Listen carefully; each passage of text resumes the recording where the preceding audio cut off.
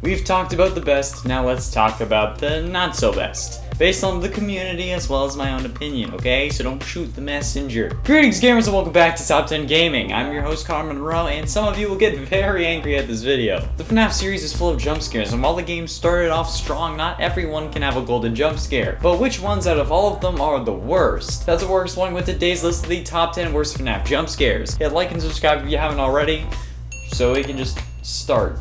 This is so awkward. I need the intro, okay?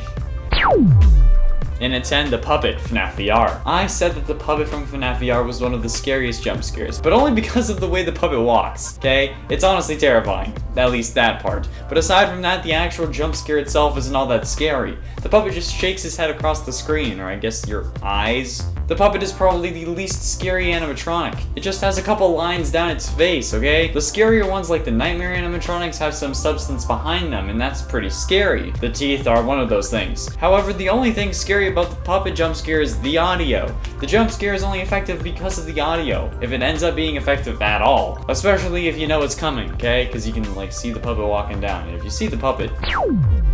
In a 9, Springtrap FNAF 3. Springtrap isn't a scary character. Sure, the story behind him is scary and it's a very unsettling story, but the actual jump scare isn't much to be feared. While the rest of the jump scares from FNAF 3, particularly the Phantom animatronics, can be scary unless you know what to look for, the Springtrap animation is really just simple, and honestly, it doesn't really look like he's coming to kill you. In fact, it looks so unintimidating I saw theories going around that Springtrap was trying to help you because of how he approaches you in FNAF 3. Just does that thing, okay? Again, just the audio.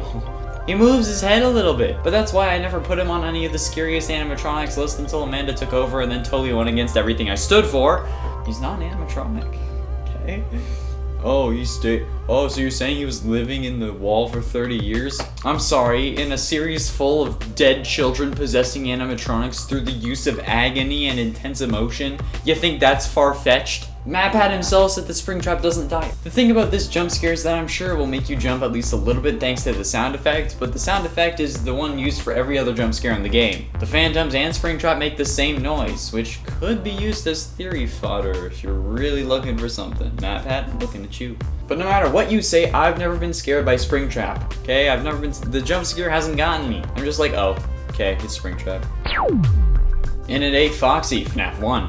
The Foxy jump scare from the first FNAF game may catch you off guard, but it won't really jump scare you. Similar to the Springtrap case, the animation of Foxy just popping in and waving actually sparks theories that Foxy was trying to help you, and even a couple creepypastas that use that same premise. Actually, if you didn't know, yes, there are Five Nights at Freddy's creepypastas, okay? We've made videos about them. They don't make sense, but you should go check it out. In fact, the first one made it onto r/FNAF cringe, and in fact, it's one of my prouder moments. And if you want a whole FNAF playlist, you can go check it out right in the top right corner. Top left?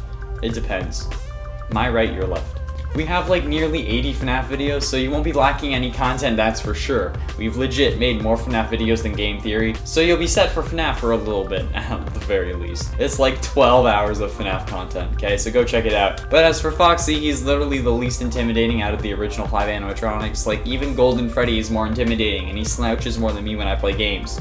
Sorry, but it's true. I know all you Foxy stands are gonna come for him, but he ain't scary. Okay, Grim Foxy is scary, but he isn't. And at 7, Lights Out, FNAF 1. I said earlier that some of the worst jump scares are when you know that they're coming, because you can prepare yourself, especially when the screen gets dark beforehand. That's why Freddy from FNAF 1, when your power goes out, is on this list. Okay? When you hit 0% power, the only thing you can really do is just hope that you were close enough to 6 AM to get the win. This managed to happen to me on the first ever FNAF gameplay video we did on the channel, but it was in FNAF VR. I'll let you in on a little secret, okay? I had my eyes closed the whole time when the screen went black because I knew it was coming, okay? However, as I just said, I knew the jump scare was coming, even if I am just a little bit. As soon as the screen goes black, the jump scare can pop up at any second. Sure, there's some variation and you may need to be waiting for a little bit, but you still know that it's coming and you can close the game before it happens. There isn't any fear associated with that. I know I was scared, so I closed my eyes, but that's just because of the anticipation. And I'm a little crybaby when it comes to VR horror, okay? It's not fun. Notice why I haven't played the game since then? Oh wait, actually at this point, we did have another FNAF video come out before this one, didn't we? Oh well, there goes that point. Either way, Freddy isn't scary when you know he's coming. And at 6, Night Terror Door, FNAF VR. The Night Terror mini-games from FNAF VR is basically the game including FNAF 4, but not making it as annoying as FNAF 4 would actually be in VR. Since you need to run across the room, and doing so wouldn't be as fast in VR as in the actual game, but the whole game revolves around one of the animatronics being one of the sides of the room, you know, because you can't like go back and forth, and you know, you get what I mean. But honestly, I've never seen a kid's room have 2 doors unless it was like a mansion or some crap.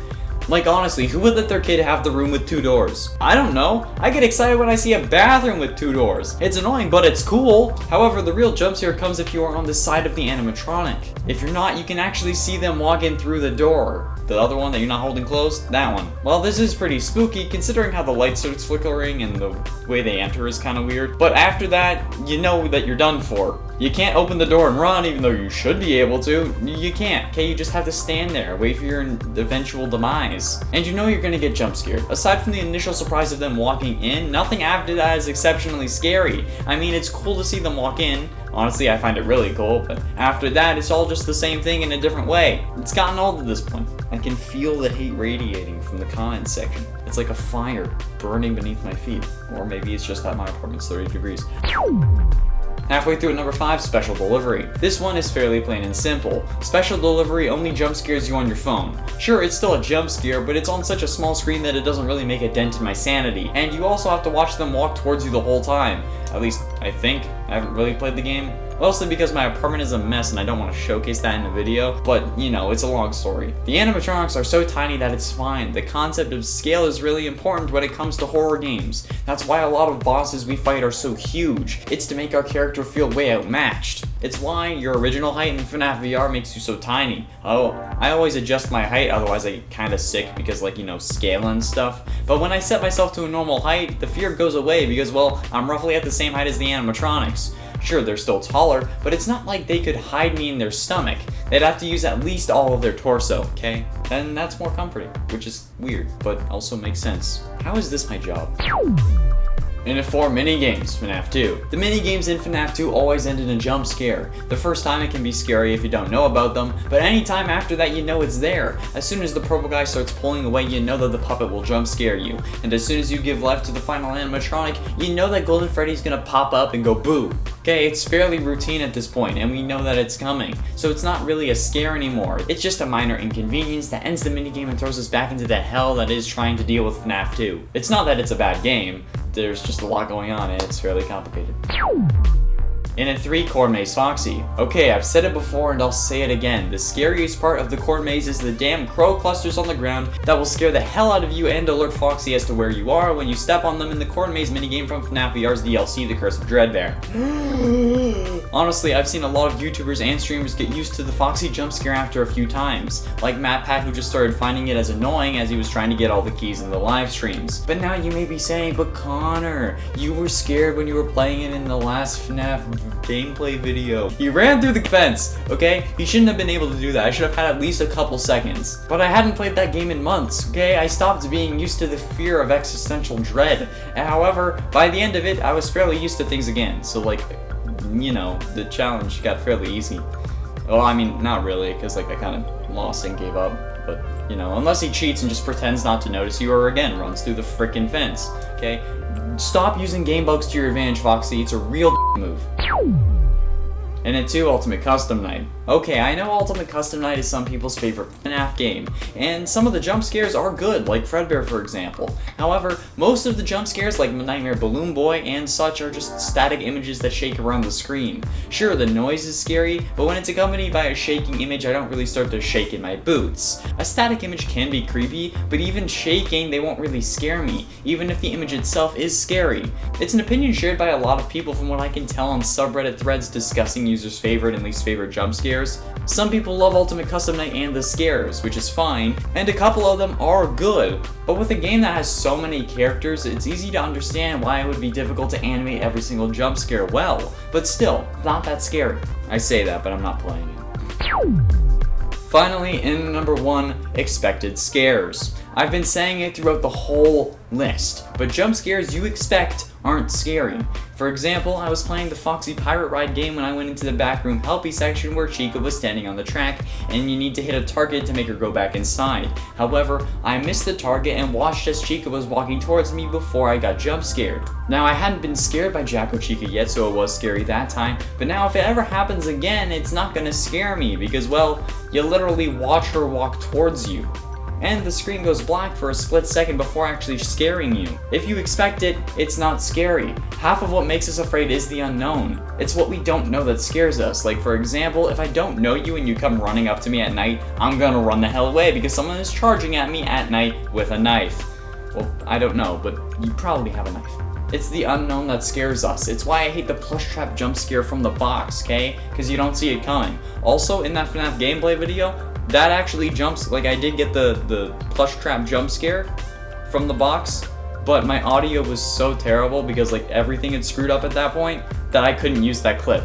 I wanted to include it in the video because like of course it happened, right? But I couldn't because the audio was god awful. It sounded like there were 12 of me and they all had like variations of just how like the voice was messed up, okay? Just, yeah, I'm mad about it. There we have it, friends, the top 10 worst FNAF jump scares. Sorry if I offended your favorite ones, but this is also based on the community and how they feel, so don't get mad at me. Get mad at everyone else. Which jump scare is your least favorite? Let me know down below, and on your way down, be sure you hit like and subscribe for daily gaming content, and ring that bell to join the clan and level up. Thank you all so much for watching. I have been and shall remain Connor Monroe, and I'll see you in another video.